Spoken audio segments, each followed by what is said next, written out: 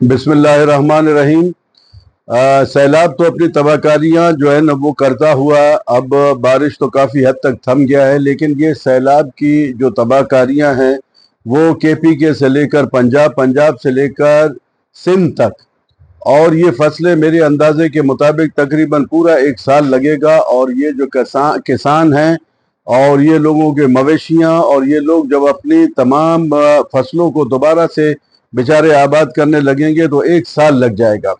लेकिन हुकूमत अभी तक कोई पॉलिसी वाज़े नहीं कर सकी, खासकर सिंध हुकूमत को चाहिए कि वो पॉलिसी को वाज़े करे। ये जो टूटी फूटी सड़कें हैं, रोड हैं, गलियां हैं, सेवरेज है, और इनके लिए बाकायदा जितने भी टाउन हैं उन टाउनों में और जितने भी यूसीज हैं उनमें अब कमेटियां बनाई जाएं, पब्लिक को भी उसमें शामिल किया जाए, क्योंकि अब चोर बाजारी नहीं चलेगी।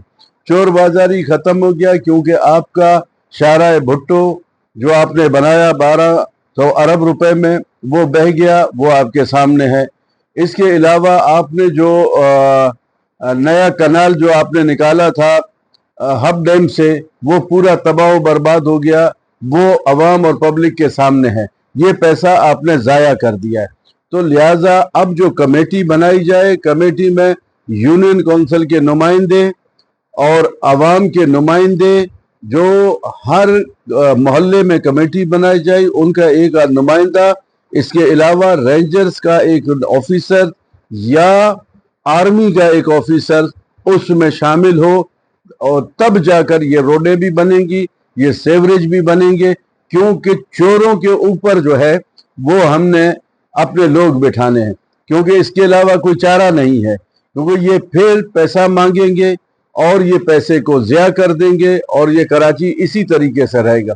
दूसरी बात ये है कि अल्लाह वाली से लेकर और जो ये गुजर नाला है, वो पूरा जितने भी वहाँ पर गोदरा तक, ये नाले के ऊपर जो दुकानें बनी हुई हैं फिल फॉर इनको ख़त्म किया जाए और नाले को बढ़ा दिया जाए, ताकि ये नाला बढ़ेगा और हमेशा के लिए ये पानी जो है ना स्मूथ हो जाएगा। शाहराह फैसल आपसे कंट्रोल नहीं होता है। शाहराह फैसल का जो पानी हमेशा जो है शाहराह फैसल डूबता है, कंटोनमेंट हो और या आपका हो, तो वो हम जैसे नाकारा इंसान को भी दे दो तो इंशाअल्लाह ताला पानी वहाँ नहीं रुकेगा। हम अपनी खिदमत पेश करने को तैयार हैं। और आर्मी चीफ से हम ये दरख्वास्त करते हैं कि आप जो है एक पॉलिसी बनाएं और नौजवानों को, चाहे वो सिंध में आबाद हैं और चाहे वो महाजर नौजवान हैं, क्योंकि महाजर नौजवान जितने भी हैं वो भी अपनी क़यादत से बेजार हैं, उन पर आप हाथ रखें। और ये लोग काम करने वाले हैं और ये काम करेंगे।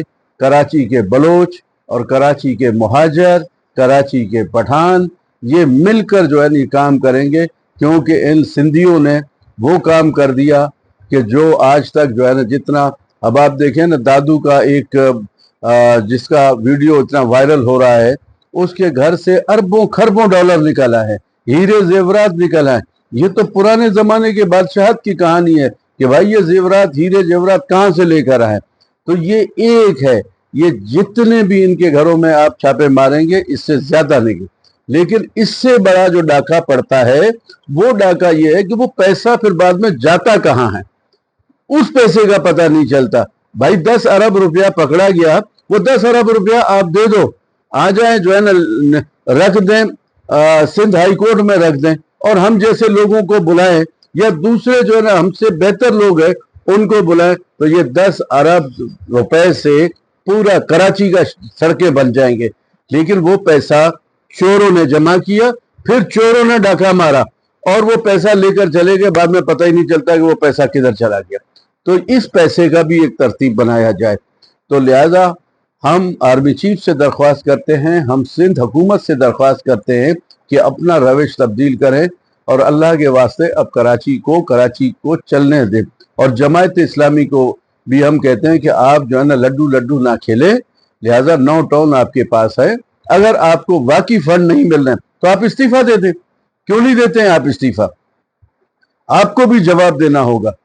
हम अभी भी जो मसला वाइट पेपर छापेंगे, इंशाअल्लाह ताला बताएंगे कि आपके भी 9 टाउनों में कौन सा काम हो रहा है। करप्शन की इंतहा हो गई है। जो अवाम, अब यंगस्टर देखिए, पूरी दुनिया में एक चेंजिंग आ रहा है, اس چینجنگ کے بدلے میں آپ یہ دیکھیں کہ ینگسٹر آگے آ رہے ہیں، تو ینگسٹر کو اپنا ساتھی بنائیں، ینگسٹر کو محبت کریں۔